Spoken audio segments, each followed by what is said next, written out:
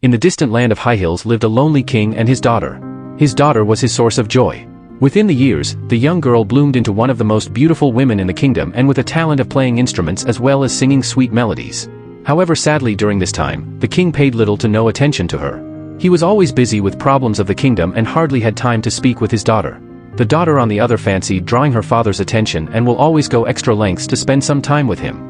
One day in her usual practice of pleasing her father, a tiny flea began to hop around the king, distracting his attention from the music his daughter was singing. He was proven to be weird and showed much interest in unnecessary things other than his daughter. Even as the crowd cheered for the daughter after singing, the king was much interested in the insect that kept distracting him. He carefully stood up and marched towards his room, examining the animal and feeding it with his blood. The princess also had an obsession for dreaming about her future husband. She would spend hours listening to romantic novels and hoping her life will turn out same. Within the past few days, the king had fed the tiny flea to the size of a newly emerged frog and spent hours in his chambers playing with it. Whilst having their supper one day, the princess expressed her desire to be married and own a kingdom of her own with a charming king and numerous maids. At the table the princess showed her discomfort for the steak provided, claiming it was not cooked well enough to be consumed by a human being. The king took the plate and hurried towards his chambers. Inside, he delivered the plate of food to the flea, who had now grown into the size of a young goat. He had kept the creature under his bed and hid it from prying eyes. That was a secret he shared with no one, not even his beloved daughter. Several days had gone by when the royal doctor was summoned under the cloak of dawn by the guards for an emergency. He thought it was once again the king's constant deteriorating health conditions. Upon entering the king's chambers, he was met with a shocking sight. The flea had grown fat to about 10 times the size of the king and nearly dying due to its weight. The doctor couldn't distinguish the kind of diagnosis since it wasn't a beast he knew about.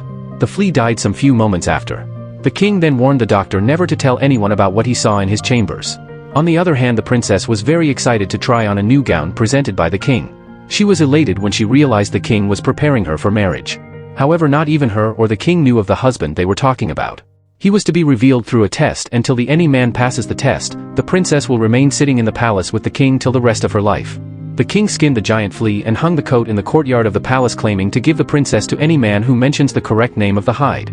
Many men from different countries and cities tried their luck, but not even one passed the test.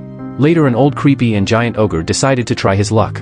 He sniffed the hide and guessed the correct name, saying it was the skin of a flea. By this time, the king had already told the answer to the princess and there was nothing he could do about it. The princess decided to end her life. How could she marry a monster after reading bedtime stories of kings and princes all her life? The king in fury stopped his daughter, gave her to the ugly-looking ogre who had no home but just a cave. He mishandled her, made her walk through thick forests and bushes and climbed a cliff to a cave where not even a rug or a bed laid in sight. She had to live in pure stench from bones of different animals, and the beast could only provide rotten meat to her as food. The princess had been kept captive for so long until she one day heard a noise from the other side of the cliff.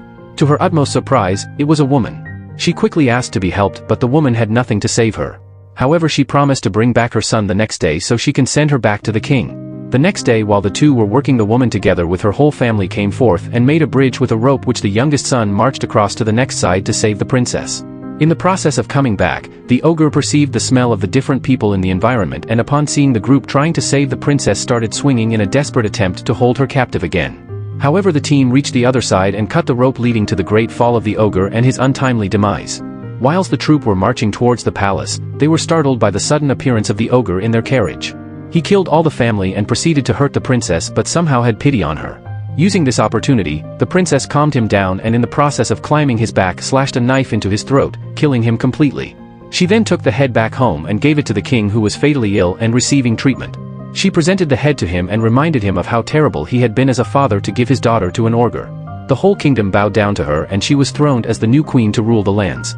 She had shown more bravery than any other man in the land by killing an ogre. As the new queen raised her head above the skies, she saw the young man who had saved her in the first attempt by using the rope, and very pleased that the one man whom she thought of was still alive. Now she can choose her own husband.